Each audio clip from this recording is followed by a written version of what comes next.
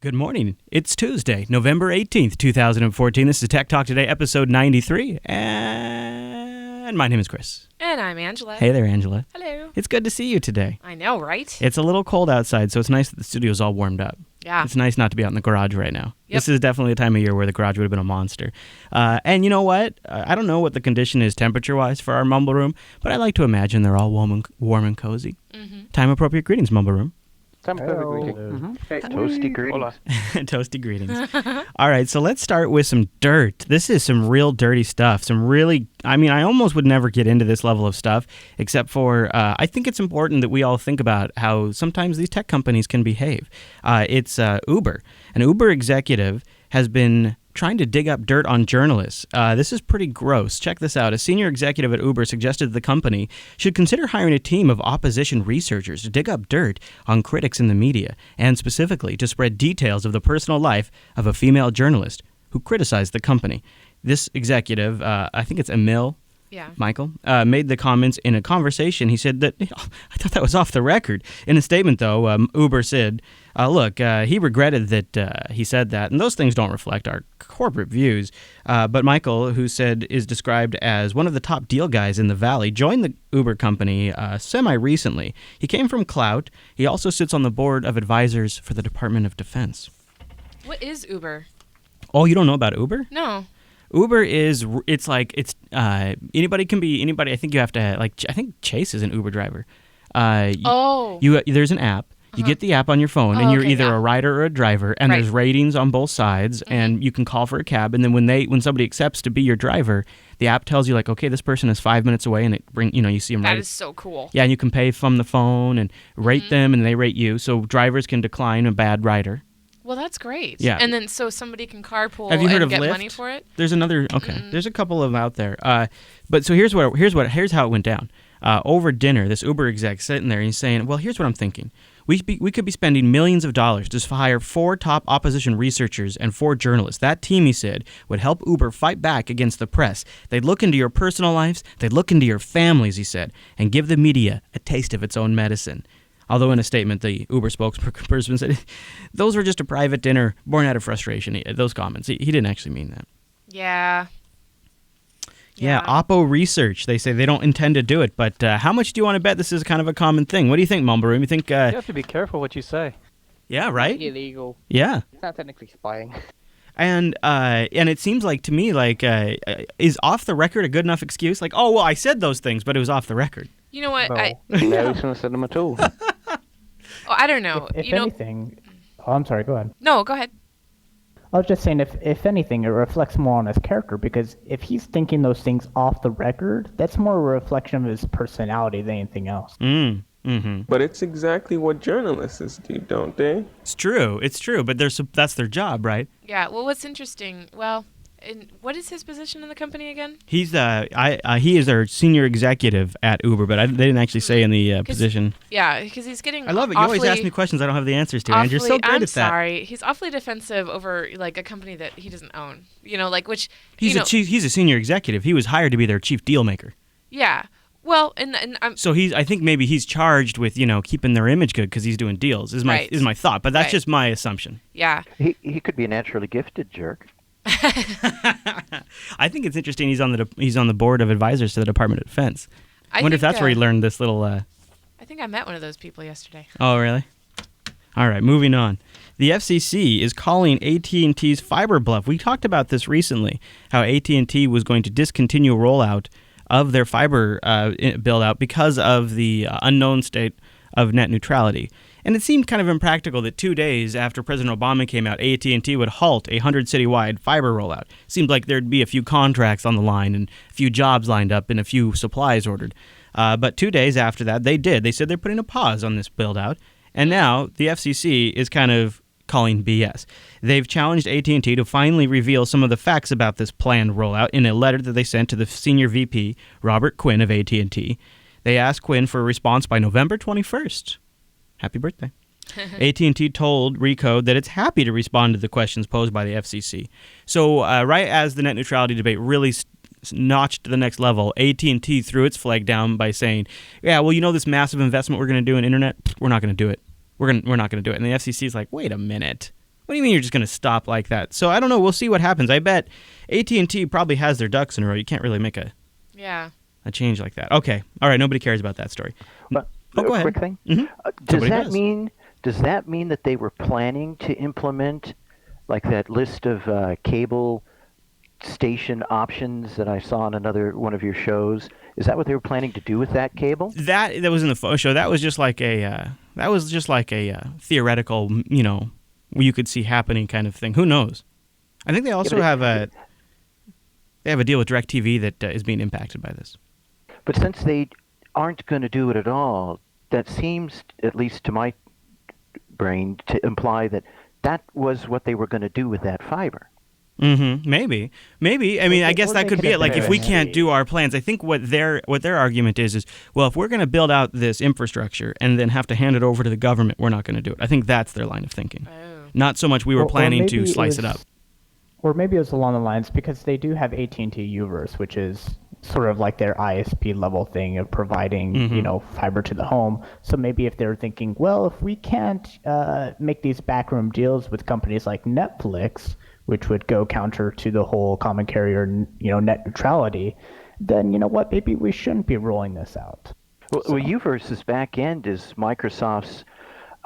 It's the commercial version of Media Center. Mm-hmm. Yeah, so that's already probably lined up to provide tiered levels of thing. I don't know. Well, remember, as a company, I mean, I think it's a pretty understandable position. If I'm going to go spend, let's just say it's $100 billion, it's way more than that. But let's just say it's that. But you could wait, and the government will do it anyway. Yeah. Yeah. Or if I have to do it, and then the government seizes it, quote unquote, right, in their eyes, yeah, I wouldn't want to do it either. Yeah. So I can see their point of view, but it seems more like posturing to me. Okay, now here's my question: would you be willing to give some money to the Tor project if it could help them a little bit? Tor is considering two different types, apparently. Now, we don't know details on the types, but a couple of different types of crowdfunding to help boost the Tor service. So the Tor project has had a couple of bad weeks. In the last 15 months, if you go back far enough, several of the biggest anonymous websites in the Tor network were identified and seized by the police. Silk Road 1 and 2, and a handful of other sites around that. It's beginning to look like that original bust wasn't that big of a deal, maybe overblown, oversold a little bit. But we really don't understand how they found everything. And new research is developing all the time on how to de-anonymize people on Tor. So the Tor project is thinking that maybe after a few years, it's time to kind of go out and seek some crowdfunding. No details yet of the campaign. Is this not the Old Republic? No, not SOTOR. No, not SOTOR, right. Just Tor. The Onion Router, which it's a system that allows you to, it kind of bounces your signal, just take, for example, and it scatters it all over the internet, and you come out somewhere else and you can't really track back to you, and it's private. But the problem is if you think about it, the way that works is a bunch of people run the software on their computer, and then they route your internet traffic through it. Mm-hmm. But if enough of those computers were, say, the FBI, they could start to figure out who you are. Ew. Right. So that's what they've been doing. Wow. Yeah. And amongst other things, there's other kind of attacks that's been happening. Tor has been under a lot of attacks right now. I'm not a big Tor user myself, but I think I would throw in on a Tor campaign. Anybody in the Mumble Room would be against a Tor campaign? No, everybody loves Tor. No, yeah. not really. Yeah, of course. Anybody use it frequently? More money. No. Yeah. No frequent users in here? I don't think if there was frequent users, they would admit the moment. it. I guess I guess that's true. That's true. Well, there I you have go. it on my phone, but I don't use it. So we have our Kickstarter of the week. Okay. It's exciting. It's a good one. Do you want to mention our Jupiter.gift store first? Do you want to? No, you don't want to? No? All right. I don't know. What? Well, yeah, that's fine. Wow. Jupiter.gift. I'm just not sure. I might cancel, 3 of the campaigns. Yeah, you don't think they're going very well? Nope. Yeah. But we do have the polo available, which is sweet, and the Faux Show 200 shirt is pretty cool. So Jupiter.gift, we've got a polo up there. We've got a hoodie. We got 2 hoodies, and you can also get them in long sleeves. I think maybe people don't realize and short sleeve. I think that might be another problem with the storefront is people might think that's the only version available. They don't realize if they go in there, they can get like a long sleeve or a short sleeve version. Well, you can bring up the Instagram, Jupiter Broadcasting Instagram, because it has like a layout of all the different shirts that are available. Cool. But basically, we have a polo for men and women, and there's 6 different colors there. Well, 3 different colors for each men and women. Here's the picture. Yeah, so for those of you on the video version. The Faux Show 200 logo has a couple short sleeve, a couple long sleeve. That blue one is really epic. And 3 hoodies. There's a Tech Talk today for all of you listeners if you want Chris on your chest. There's, I think, 3 colored hoodies and 2 t-shirts there. And then there's kids, Jupiter Broadcasting shirts, and then the polos. I would want a little Chris on my shirt. Yeah, there are a lot of choices. And I think this is the first time we've ever ran multiple campaigns, but it's required in order to have that storefront that they put together. So, I may just cancel 3 of the campaigns and keep the polos and just The polo seems to be doing the best. Yeah, Yeah. and the polo, it's embroidered. It's a really nice shirt, high quality material too, so that's a good one. Yeah. I like that a lot. Yeah, the other ones don't seem to be. Nobody's bought the Tech Talk Today shirt yet. And remember, you don't have to get a hoodie; it could be a shirt too. And I love the white logo on the brown like that too. I think that's really slick. Yeah. You can get a ladies' tee as well. And there's that T-shirt's great. I like that. So go to jupiter.gift to get started. Well, and we may not have those up much longer. So yeah, well, grab they'll them while you still can. the links will still be available, and it'll just be like minimum 5 to print. So. Okay, so I'm always looking for a great Kickstarter. And by the way, you can submit one you find. Make sure it has a few days available because we only do about one a week over at techtalktoday.reddit.com. Interestingly enough, the one I picked today was below its goal by about $5,000 or $10,000, maybe about $7,000 last night when I picked it. And something I've noticed when I've been reviewing my different Kickstarter options, there's a lot of headphone stuff going on, like collaborative headphone, a lot of interesting stuff. This one, however, this one I believe could actually be very helpful. It hit its funding last night with 929 backers, a goal of 100,000, reaching $105,000. With still 34 days to go. This is how cool this is. It's called Hush. Okay. The world's first smart earplugs. Are you ready? I'm not going to tell you any more. I'm just going to play it. Okay. And you tell me what you think. I think you're going to be impressed. Life is noisy. Sometimes too noisy. At the end of the day, you expect to get a break from all the noise. But sometimes there are just some things you can't turn off. Like the neighbors next door. Or a snoring partner. Or maybe even that snoring partner's alarm clock. Luckily, that's where Hush comes in. Hush combines sound-eliminating foam with noise masking, so you can completely isolate yourself from the noise around you. But in order for you to still hear the notifications you need, Hush connects wirelessly with your smartphone, so you can still let the important things in. Now you can forget about the world around you, while still having the peace of mind, knowing you'll be brought right back when the world needs you most. Plus, when the alarm sounds, only you can hear it. That way, when you wake up, you don't have to wake up anyone else. Sharing life with those around you shouldn't be so difficult.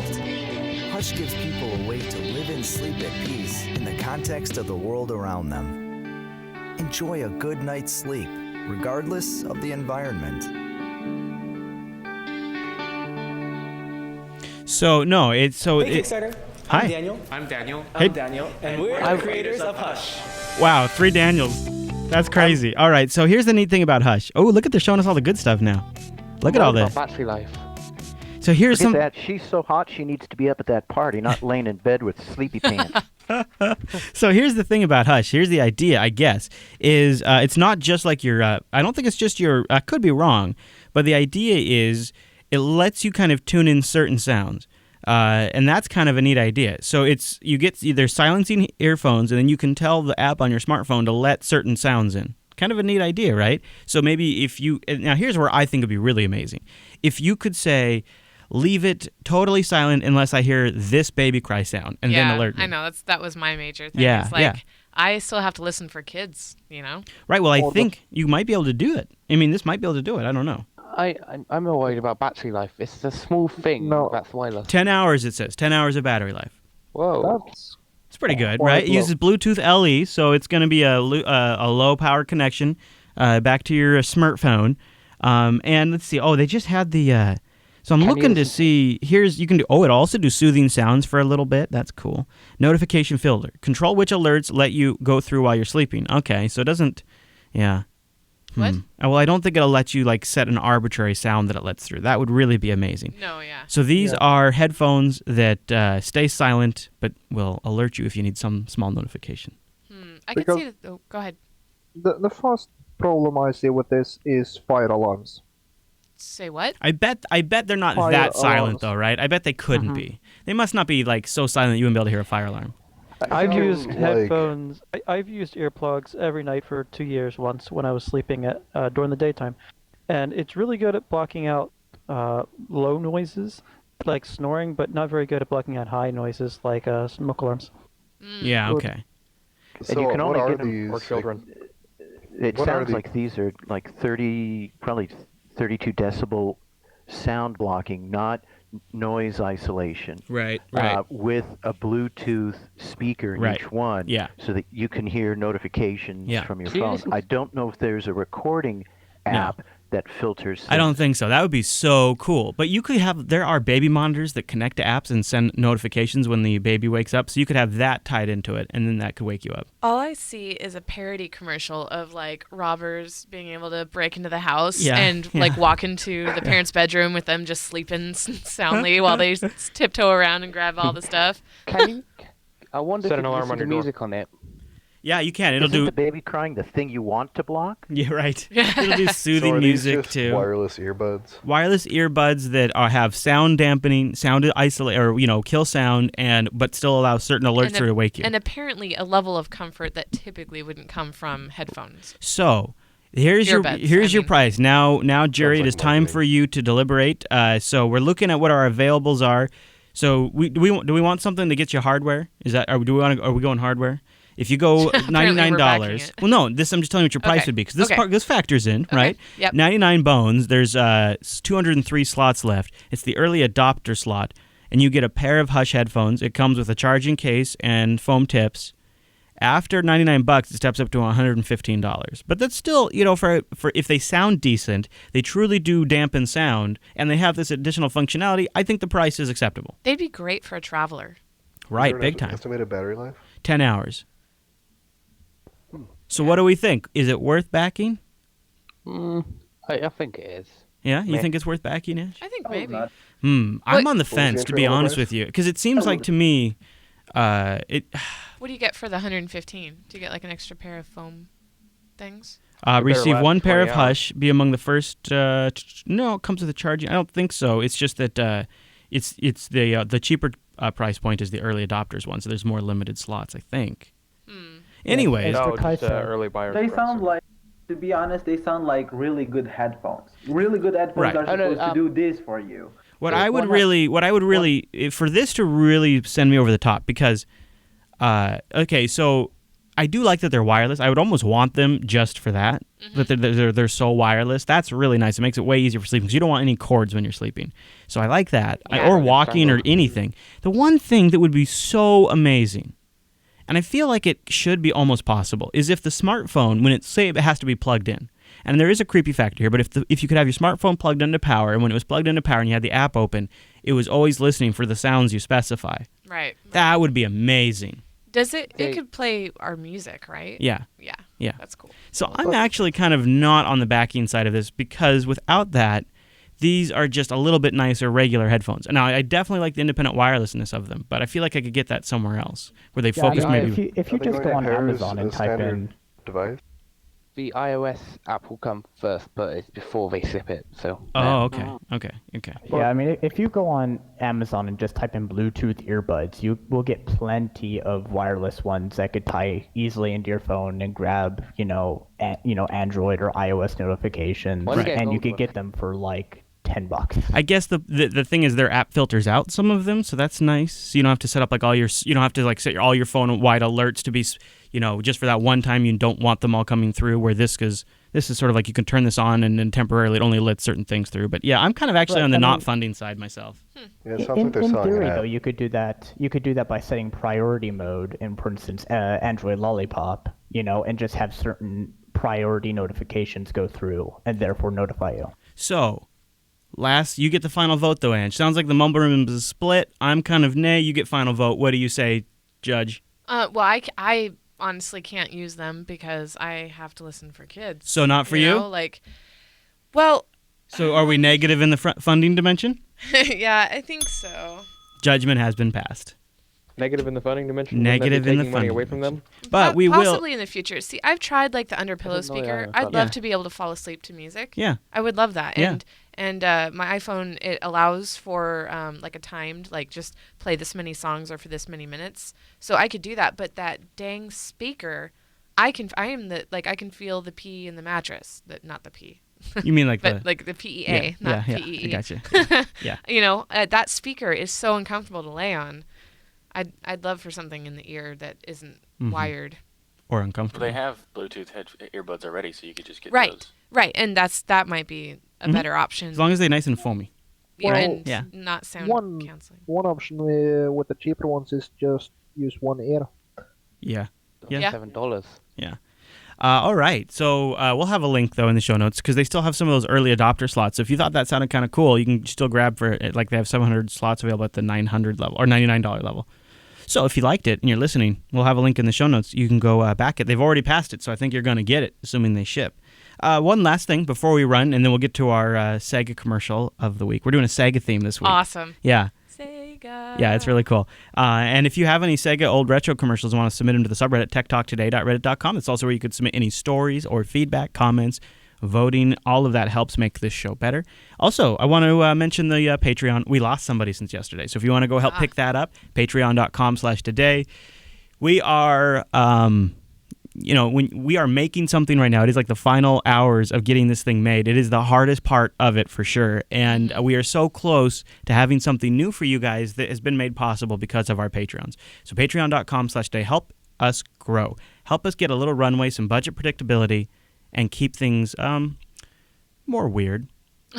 Really, because it lets us be weird. It lets us do things like Kickstarters of the weeks or have faux shows, faux editions of Tech Talk and not worry about low numbers or disappointing sponsors, just having fun and making, being true to our medium.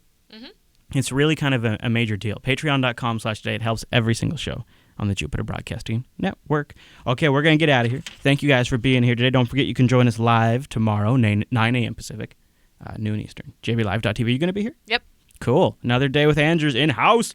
All right, well, then you'll get to see another Sega commercial. Here we go. So yesterday we did a classic Sonic and Nintendo, like, oh, look at this, look at that. This is great, this is great. But this truly will really bring those of you of a certain age back to the classic wars of Nintendo versus Sega. 16-bit arcade graphics. You can't do this on Nintendo. Genesis does. 16-bit sports action. You can't do this on Nintendo. Genesis does. Genesis does. Genesis does. Genesis does. Genesis does. Get Joe Montana free, Pat Riley free, Buster Douglas free, Super Monaco GP free, or Collins free. What Nintendo? Buy a 16-bit Genesis system between now and October 31st and get an extra.